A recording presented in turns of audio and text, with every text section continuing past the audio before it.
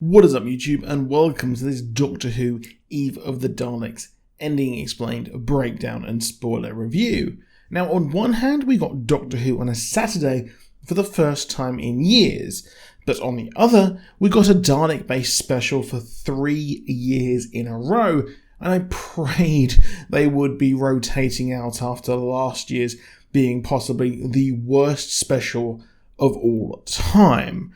But, well, this year we got a stripped back Deathloop the Game style episode combined with, in my opinion, the best episode of Star Trek of all time, Cause and Effect.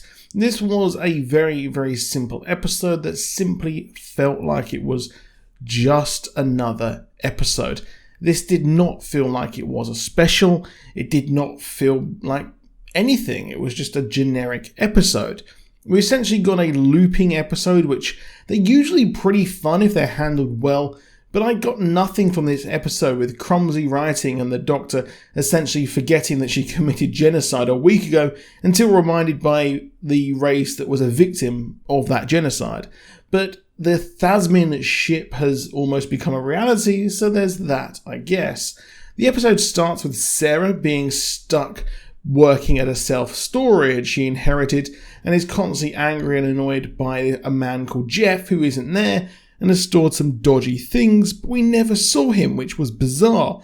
Now, many I saw thought it was actually the guy at the end of the episode, but that was actually a character from the 13th Doctor's debut, the woman who fell to Earth. It's a neat touch, but why so much Jeff chat if we even ever saw him?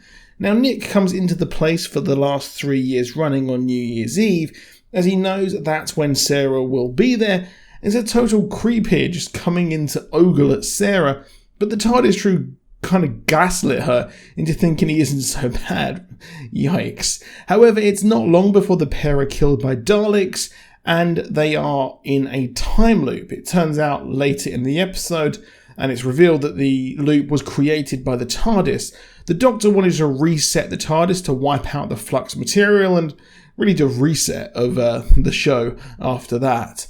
But, well, it goes wrong. Now, the TARDIS crew planned to land on a beach while the TARDIS reset, but it created a time loop and the energy of which was noticed by the Daleks, and they came to exterminate the Doctor. They have a renewed hatred of her, or him, or whatever gender the Doctor is, as she wiped out millions of Daleks when the Dalek war fleet was destroyed at the end of last season.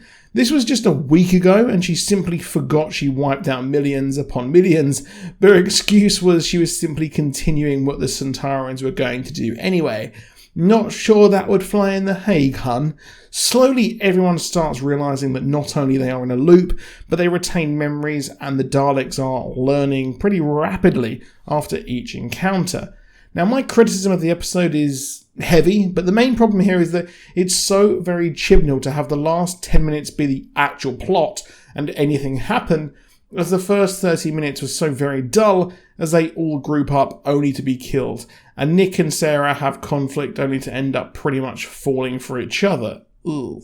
The dialogue was incredibly bad, and I found Yaz to be an absolute douchebag this episode, whereas I usually like her, which was bizarre, as she seemed very out of character, especially as last season she grew very, very well. We see the mysterious Jeff rooms full of beefy beans, 70s fancy dress, and dodgy materials.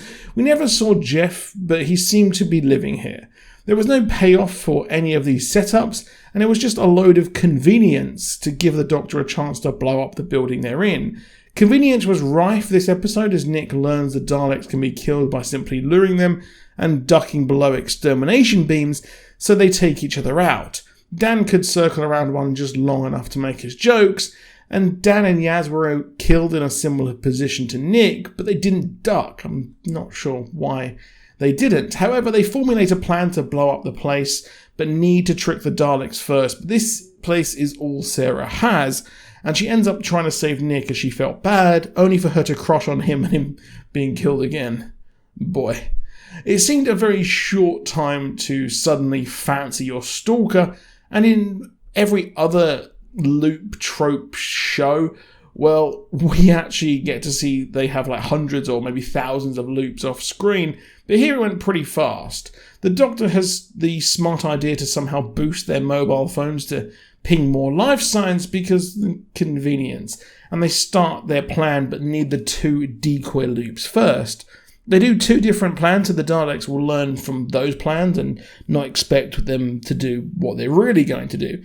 What I did like was how each loop got a minute shorter each time until midnight, as it was a pretty good thing there, and I hadn't seen a kind of time loop trope twist like that before.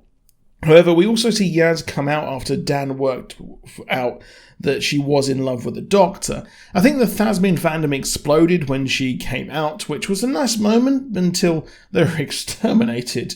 I guess the Daleks are pretty homophobic there. But the companion Doctor love has been done before, and it's not really something I personally like. But hey, if you're happy, I'm happy for you as well. However, they escape leading to the building and Sarah's livelihood being gone.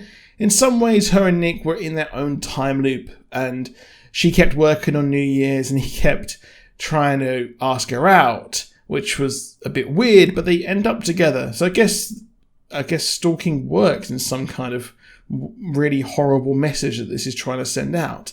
But we see Carl from 13's debut there watch the explosion, who must have moved to Manchester from Sheffield.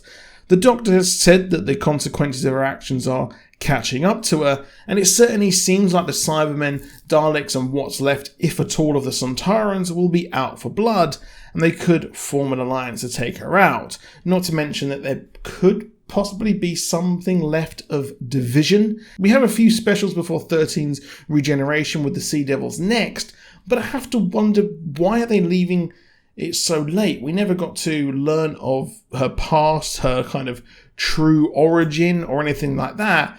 So I'm hoping that these, I think it's like 3 specials and then a New Year's special that is left. So there's not that much time, and if they're going to waste a special on this plot line, then it's not looking very good, in my opinion.